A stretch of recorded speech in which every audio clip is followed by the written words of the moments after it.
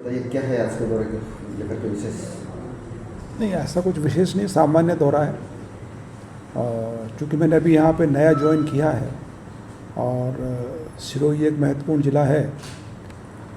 तो यहाँ के आपराधिक स्थिति को लेकर के, कानून व्यवस्था को लेकर के और अन्य जो पुलिस से संबंधित मुद्दे हैं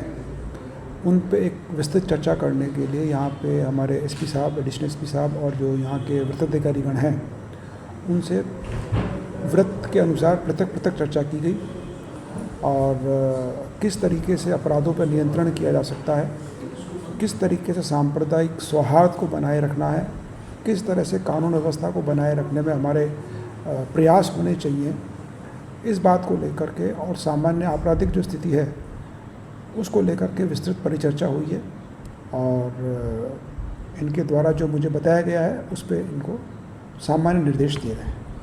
सर, सिरोही जिले के अंदर जो रोहिड़ा थाना क्षेत्र है, रोहिड़ा थाना क्षेत्र में एक कोयला का कारोबार पकड़ा गया जो आपकी टीम के द्वारा नहीं पकड़ करके उसको जयपुर से टीम आकर के पकड़ना पड़ा, क्योंकि वो कारोबार जो है वो लंबे समय से चल रहा था। उसके बावजूद भी थानाधिकारी पर किसी भी प्रकार की जो कार्रवाई नहीं होना, क्या दर्शाता है? ये प्रकरण आज आपने पहली बार अभी उठाया है मेरे सामने।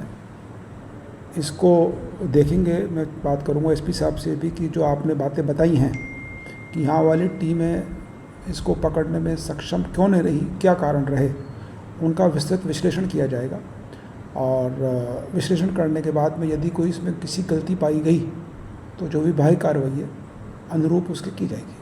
सर, दूसरा सवाल मेरा ये है कि सिरोही जिले में कई पुलिस अधिकारी और पुलिस कर्मचारी ऐसे हैं जो अपने होम सर्किल के अंदर मौखिक आदेश से वहाँ पर विद्यमान है। कई ऐसे, एक उदाहरण नहीं है, कई मतलब उसके नाम है। तो क्या किसी व्यक्ति को होम सर्किल में उसको पोस्टेड करना अच्छी बात है क्या पुलिस महकमे के लिए? पुलिस विभाग में कुछ नीतियाँ बनी हुई हैं पदस्थापन और स्थानांतरण को लेकर के, और ये अपेक्षित है कि उन नीतियों के अनुरूप ही जो विभिन्न पुलिसकर्मी जिले में तैनात होते हैं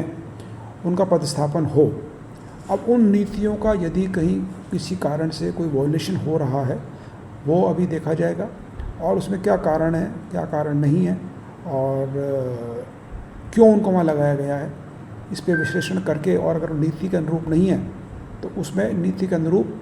कार्रवाई की जाएगी। सर, अगर पड़ोसी जिले की बात करूँ जालौर की, तो जालौर में अभी एक अबेदास महाराज वाला जो प्रकरण चल रहा है जिसको लेकर लॉ एंड ऑर्डर की स्थिति बनी हुई है, क्या पुलिस उसके ऊपर गंभीरता से कुछ काम कर रही है, क्या कर रही है, उस पर जानकारी होगी? पुलिस और उच्च स्तर तक उसको बहुत गंभीरता से लिया गया है, निरंतर उसकी मॉनिटरिंग की जा रही है और उसी का परिणाम है कि अभी तक वहाँ पर कोई गंभीर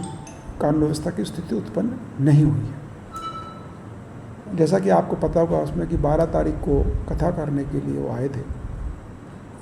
14 तारीख को वो कहीं घूमने इधर उधर निकल गए थे और 16 तारीख को उन्होंने जा कर के और कोई मज़ार के बारे में इसमें कोई टिप्पणी करी थी जिसको लेकर के एक मुकदमा भी दर्ज हुआ था। उसके बाद में वो लोग उसमें जो महाराज जो कथावाचक वो अपने तखतगढ़ आश्रम को लौट गए थे। अब उनका इंसिस्टेंस इस बात को लेकर के है कि वो अपना चातुर्मास जालौर में करें।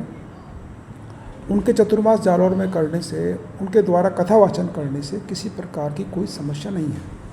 लेकिन कानून व्यवस्था बना के रखना, सांप्रदायिक सौहार्द बना के रखना, ये हमारे लिए सर्वोपरि और बहुत महत्वपूर्ण विषय है और इसको बनाए रखने के लिए पुलिस के द्वारा जो भी हर संभव प्रयास वो किए जा रहे हैं और अभी तक सभी स्थिति वहाँ पे कंट्रोल्ड है, सामान्य। सर, अगर सिरोही जिले की मैं बात करूँ, सिरोही शराब तस्करी का एक रूट माना जाता है और सिरोही जो पुलिस महकमा है वो शराब के लिए कुख्यात भी रहा है। इसमें एक एसपी तक की इन्वॉल्वमेंट पहले रही है जिसको लेकर के सस्पेंड भी करना पड़ा था उनको। अभी वर्तमान स्थिति को अगर मैं बात करूँ तो यहाँ से जब कोई एसपी का ट्रांसफ़र होता है, नए एसपी आते हैं, तब जरूर उस पर कार्रवाई होती है, लेकिन उसके बाद में वापस जो है वो शिथिलता आ जाती है, जो कार्रवाई होनी चाहिए वो नहीं होती। लेकिन जब कोई अधिकारी नया आता है तब कार्रवाई क्यों होती है, और जब अधिकारी वहाँ पर जम जाता है तो उसके बाद में वो कार्रवाई क्यों नहीं होती, उसके पीछे क्या कारण है? देखिए, पास्ट में यहाँ क्या होता रहा है उस पर मैं कोई टिप्पणी नहीं करूँगा, लेकिन इस विषय को हमने भी गंभीरता से लिया है और जो विभिन्न रूट्स हैं जो सिरोही से निकलते हैं उन पे हमारी क्या व्यवस्थाएं हैं, किस तरीके से हमको चेकिंग करनी है, किस तरीके से हमको नाकाबंदी करनी है, किस तरह से हमारा डिप्लॉयमेंट रहेगा और किस तरीके से उसमें वरिष्ठ अधिकारियों का सुपरविजन और पर्यवेक्षण रहेगा, इस बारे में भी आज की मीटिंग के अंदर चर्चा की गई है। Thank you sir.